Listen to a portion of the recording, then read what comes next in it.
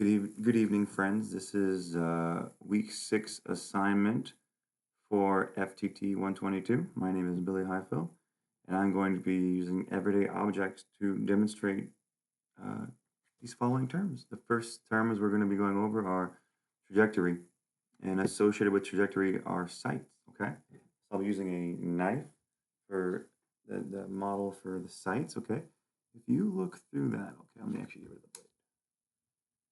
Okay, you kind of see the upper part. There's almost a channel to look through. This would be similar to your rear sight. And now if we flip and see the tip of the knife, now imagine that's your front sight. You want to align those two where the tip sits right flush, right in between the U, right in the middle. You don't want it to be angled. You don't want the tip to be higher, okay?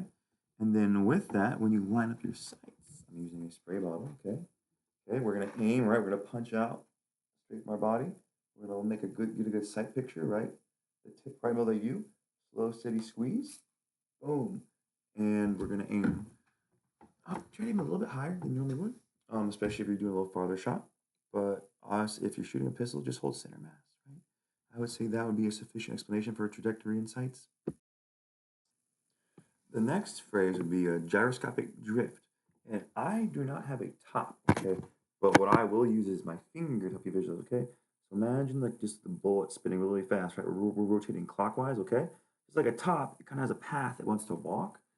Gyroscopic drift is out past 500-600 yards, and the spin of the bullet begins to play a role in which way it moves. So if it's spinning clockwise, the bullet's going to pull a bit to the right. That's what gyroscopic drift is. And then drag can be easily visualized by this wind resistance. So you see how the paper didn't fall straight to the ground? Okay, that's because of the air particles, right? The gas, even though it's gas, it's floating. It still has a compressibility, right? It's not like there's nothing there, right? We have wind resistance, and that slows down the bullet. And also, if we get crosswinds, we can get excess shift of the bullet, especially with the longer range trajectories, 500-600 yards. And depending on the weight of the bullet, depending on the speed of the bullet, there's various factors where if it's a heavier bullet, it will be less affected by the wind, right? But also with heavier bullets, a lot of times we have the more arcing trajectories, unless we're really firing them out at really fast velocities. So then we have more recoil. So it's all about a game of, checks and balances. Like, can you take the recoil? Can a gun handle the recoil? And what kind of ranges are you trying to shoot out to? And what are you trying to hit, right? There's a lot of factors that go into ammunition selection and how fast you're going to push that pill. To demonstrate the Magnus effect, we're going to spin this ball around really fast, right? Like, I'm not getting a tornado. Okay, I was trying to get a tornado for y'all. Didn't work. Let me try this one. Okay. Well, similar to gyroscopic drift, it's rotational spin changing how the aerodynamics and almost fluid dynamics of the object. So it can impart a directional shift on an object. And again, at longer distances, you have this more on the forefront, like your experiences affect more so, and you need to be aware of exactly how this affects your current load at the ranges you're shooting, and to be able to counteract for that. The Coriolis effect is due to the Earth's rotation, and it's different than northern and southern hemispheres. And let me double check. In the northern hemisphere, objects go to the right. So if like, if you're shooting long ranges, right, you have to give it a little bit of Kentucky windage, right, because of the rotation of the Earth. This is yet another proof that we aren't living on a flat planet. Okay, there's so many proofs, undeniable evidences that say, like, look, the Earth is not flat. You can look at every other planet being round, right? The heliocentric nature of like Mars, Jupiter, Saturn, Venus, all other planets. Why would it make sense that the Earth is flat? Having tides in the moon, like it doesn't gravity does not work on a flat plane, right? The way we understand gravity does not work on a flat plane.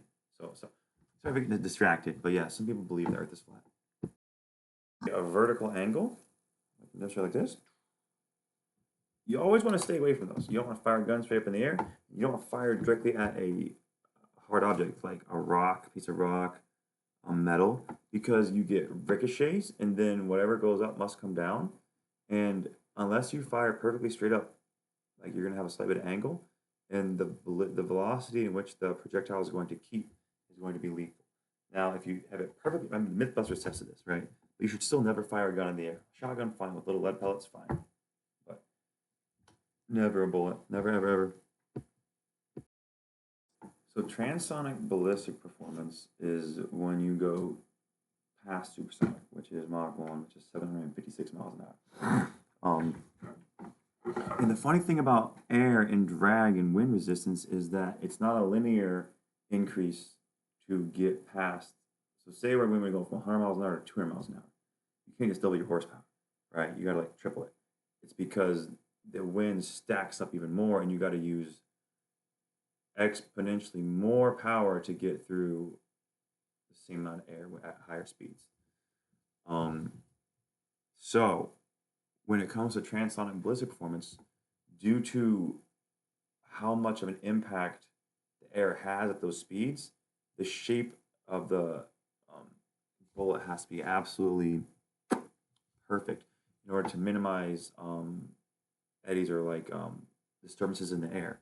You want to create as slick and as smooth as a profile with as the lowest drag coefficient as possible to allow it just to zip through the air, especially at those super high velocities. Because again, at those speeds, things are magnified. The negative effects of a slightly scuffed surface of a bullet or an uneven rotation with an oscillation is going to be magnified at those velocities.